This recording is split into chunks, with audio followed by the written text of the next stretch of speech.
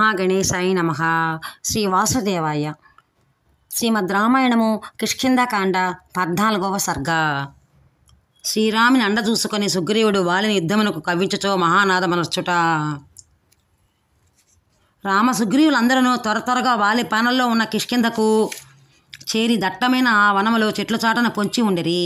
సంతోషముతో వనములలో సంచరించినట్టి బలమైన కంఠము గల సుగ్రీవుడు ఆ వనములో నలుదిక్కుల యందును తన దృష్టిని ప్రసరింపజేసి మిక్కిలి క్రుద్ధుడాయను.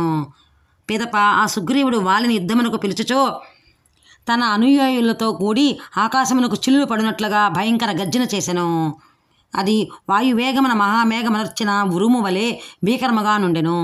పిమ్మట ఉదయించుచున్న సూర్యుని వలె ఒప్పుచో రెచ్చిపోయిన సింహము వలె నడుచుచున్న సుగ్రీవుడు కార్యసూర్యుడైన శ్రీరామునితో ఇట్లు విన్నవించెను. ఓ రఘువీర, వాలి ఆధీనంలో ఉన్న ఈ కిష్కింధ వానర యోధులచే రక్షింపబడుచో శత్రు దుర్భేద్యమైనది.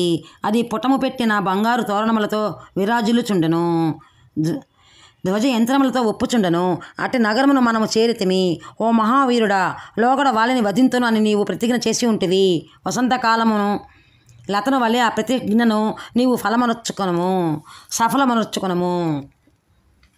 ధర్మాత్ముడైన రఘురామునితో ఇట్లు పలుకగా శతసంహార సమర్థుడైన నా ప్రభువు ఆయనతో ఇట్లనెను.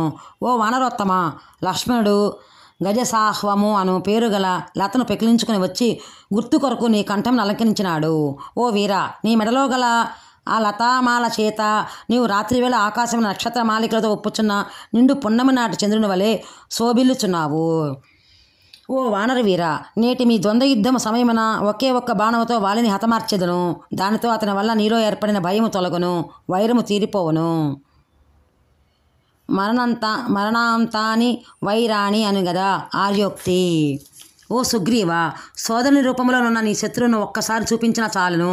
వెంటనే అతడు నా బాణపు దెబ్బకు నేల కొరిగి దుమ్ములో పడి కొట్టుకుండుచో ప్రాణములను కోల్పోవట తథ్యము. అతడు నా కంట బడియు ప్రాణములతో తిరిగి పోయినచో ఆ దోషము నాది. అప్పుడు నీవు నన్ను తప్పు పట్టము. నేను ఒకే బాణముతో 7 మద్ది చెట్లను చీల్చివేయటం నీవు చూచియే ఉండివి కదా. అట్టి శక్తితోడనే నా చేతిలో అతడు నీచుడైనట్లే తలంపుము. ఓ మహావీర, ధర్మహానిని సహింపని వాడిన గుటచే నేను ఎట్టి కష్టములు ఎదురైనను ఇంతవరకును అసత్యమును పలుకలేదు. ఏది ఏమైనను ఇక మీదట కూడా ఆ నృత్యమును నుడవను. ఇంద్రుడు పొలములో మొలకెత్తిన వరి పైరును సకాల వర్షముల చేత ఫలింపజేసినట్లు నా ప్రతిజ్ఞ నేను నెరవేర్చెదను. ఇక నీ తొట్టుపాటును విడువము. కనుక ఓ సుగ్రీవ, బంగారు హారము ధరించని వాలి యుద్ధమునకు పిలుచో గట్టిగా గర్జింపము. ఆ శబ్దమును వినినంతనే అతడు తన భవనం నుండి బయటికి రాగలడు, యుద్ధరంగమున చేరగలడు. ఆ వాలికి యుద్ధమనిన పరమ ప్రీతి. ఓటమిని ఎరగనివాడు, తన బలమును గుచ్చి తానే పొగుడుకొనుచుండువాడు. నువ్వు ఎన్నడూ అతనిని జయించి ఉండలేదు కనుక ఏమాత్రం ఆలస్యము చేయక అతడిని వెంటనే బయటికి రాగలడు. స్వీయ పరాక్రమను ఎరగిన శూరులు శత్రువులు యుద్ధమునకు రెచ్చగొట్టినప్పుడు ఏమాత్రము సహింపజాలరు. అందును స్త్రీల ఎదుట అసలే సహింపరు. అంతటా బంగారము వలె పసుపు వన్నెగల సుగ్రీవుడు శ్రీరాముని వచనములను విని ఆకాశం బద్దలో ఉన్నట్లు భయంకరంగా గర్జించెను. ఆ భీకర గర్జనకు భయపడి ఆవుల ముఖకాంతులు తరిగి అరాజక పరిస్థితిలో పరపురుషులు జుట్టు పట్టుకుని లాగుచుండగా ఎటుపోగుటుకును పాలు పోని కులస్త్రీల వలె వేకల పాటతో పరుగులు తీయుచున్నవి ఆవులు. యుద్ధరంగమున భంగపడిన గుర్రముల వలె హరిణములు పారిపోవచున్నవి. పుణ్యము శక్తి తగ్గిన గ్రహముల వలె పక్షులు భూమిపై పడిపోవచున్నవి. సుగ్రీవుడు సూర్యుని అంశతో పుట్టినవాడు. మేఘముల వలె గర్జించడంలో ప్రసిద్ధుడు.